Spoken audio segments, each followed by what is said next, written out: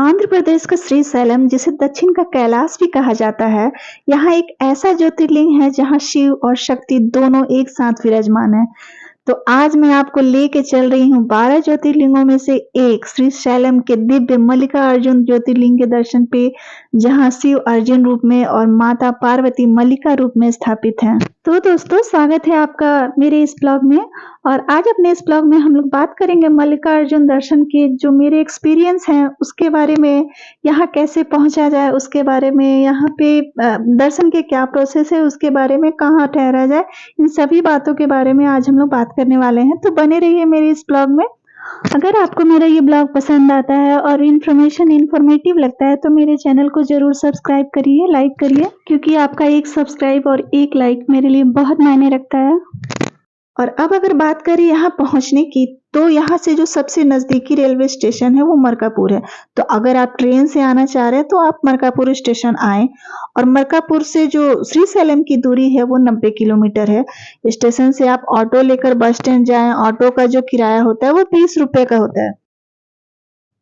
Markapur bus stand से आपको थोड़ी देर पर ही बस मिल जाती है। आप टिकट ऑनलाइन भी बुक करा सकते हैं। ऑनलाइन बुकिंग के लिए TSRTC श्रीशैलम बस टिकट ऑनलाइन बुकिंग से आप जाके बुक कर सकते हैं। बस का जो फेयर होता है वो 300 से 400 के बीच में होता है। घने जंगलों और नल्ला मल्ला की पहाड़ियों से होते हुए हमें करीब 3 घंटे लगेंगे मरकापुर से श्रीशैलम पहुंचने में। और अगर आप फ्लाइट से आना चाहते हैं तो फ्लाइट के लिए जो सबसे नजदीकी एयरपोर्ट है वो है राजीव गांधी इंटरनेशनल एयरपोर्ट। यहाँ पहुंचने के बाद आप यहाँ से डायरेक्ट बस लेके या टैक्सी या कैब लेके आप डायरेक्ट श्रीशैलम आ सकते हैं। हैदराबाद से श्रीशैलम की जो दूरी है वो करीब 250 किलोमीटर की है। और अब श्रीशैलम पहुंचने के बाद हमें सबसे पहले ठहरने की व्यवस्था देखनी होती है। तो इसके लिए यहाँ पे श्रीशैलम देवस्थान ट्रस्ट की तरफ से बहुत सारी धर्मशालाएं मिल जाएंगी, जो आपको नॉमिनल चार्जेस 500 से 1000 रुपए तक में आपको रूम अवेलेबल करा देती हैं। रूम AC और नॉन AC दोनों मिल जाते हैं। खाने की अगर बात करें तो खाने में मैक्सिमम आपको यहाँ पे साउथ इंडियन डिशेस मिलेंगे। इडली डोसा वड़ा अवेलेबल रहता है यहाँ पे।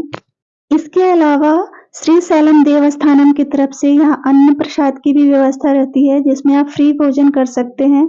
यह मंदिर परिसर के ठीक बगल में बना हुआ है।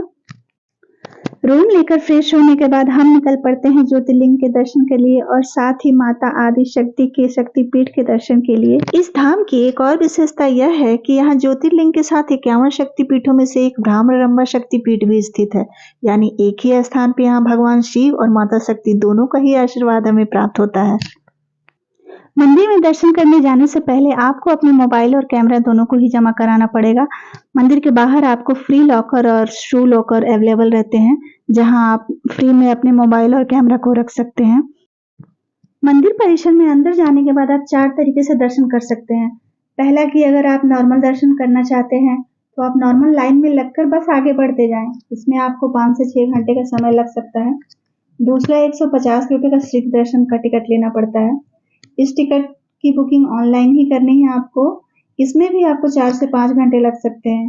तीसरा जो है, एक 300 रुपए का अतिश्रीक दर्शन नाम से एक टिकट है, जिसकी बुकिंग आपको ऑनलाइन करनी पड़ेगी, और इसमें भी आप करीब 4 से 3 या 4 से 4 घंटे लग सकते हैं। और चौथा एक होता है जिसमें 500 रुपए का स्पर्श दर्शन है, जिसमें आपको शिवलिंग को स्पर्श करने का सौभाग्य मिलेगा।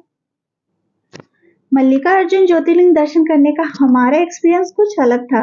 दर्शन करने जाने से पहले हमने कई YouTube के ब्लॉग्स देखे थे, जिससे हमें यही पता चला कि अगर वीकडेज में हम नॉर्मल दर्शन करने के लिए जाते हैं तो आराम से हम 1 से 2 घंटे में उसे कर सकते हैं, या उससे भी कम समय में कर सकते हैं।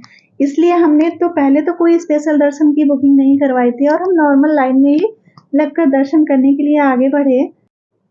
लेकिन लाइन जैसे जैसे मंदिर परिसर के अंदर आगे बढ़ी, पता चला अंदर काफी लंबी लाइन पहले से लगी हुई है।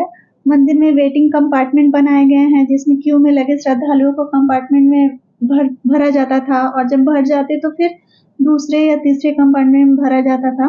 हमें भी एक कंपार्टमेंट में बैठा दिया गया। करीब 1 घंटा वेट करने के बाद हमें पता चला कि वो जो कंपार्टमेंट था वो करीब 3 बजे खुलता। इसका मतलब था कि जब हम 10:30 में हम लाइन में लगे थे और 3:30 में वो खुलना था, या 3 बजे खुलना था। तो फिर हमने परेशान होके हमने सोचा कि हम बाहर निकलते हैं और फिर स्पेशल दर्शन की टिकट लेके अंदर फिर से आते हैं। इसके लिए हम फिर वहां से बाहर निकले और मोबाइल काउंटर तक गए। मोबाइल काउंटर पे हमने ऑनलाइन स्पेशल दर्शन की टिकट बुकिंग करी 300 रुपए वाली, और फिर दोबारा जब लाइन लग के आए तो फिर से हम लाइन लग के जब अंदर गए तो फिर से स्पेशल दर्शन के भी अलग कंपार्टमेंट थे। वहाँ भी हमें करीब 4 घंटा वेट करना पड़ा, और 4 घंटा वेट करने के बाद फिर से उस कंपार्टमेंट को खोला गया और हमें आगे दर्शन के लिए हम आगे बढ़े। इस तरह से करीब नॉर्मल कंपार्टमेंट में हमने 1 घंटा वेट किया और दूसरे स्पेशल कंपार्टमेंट में करीब 4 घंटा वेट करने के बाद हमें भगवान के दर्शन हुए।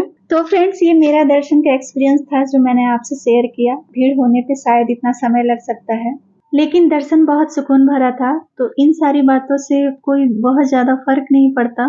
मल्लिकार्जुन ज्योतिर्लिंग की एक बहुत अच्छी कहानी है जिसे आप सब जरूर जानते होंगे। मैं भी इसे शेयर करना चाहती हूँ। तो कहानी कुछ यूँ है कि भगवान शंकर और माता पार्वती के 2 पुत्र थे, गणेश जी और कार्तिकेय जी। और एक बार ये बात हुई कि दोनों में से शादी किसकी पहली होगी। तो भगवान शंकर ने कहा कि जो इस पृथ्वी के 3 चक्कर लगा के सबसे पहले आएगा, शादी उसी की पहली होगी। तो कार्तिकेय जी जो थे वो अपने वाहन मोर पर बैठकर पृथ्वी के चक्कर लगाने के लिए निकल पड़े, और भगवान गणेश जी, उनका वाहन तो मूषक था, तो उन्होंने एक चतुराई भरा आइडिया सूझा। उन्होंने माता पार्वती और भगवान शंकर के 3 चक्कर लगाए और कहा कि आप ही मेरी पूरी दुनिया हो। इस तरह से गणेश जी से प्रसन्न होकर भगवान शंकर और माता पार्वती ने उनकी शादी पहले कर दी।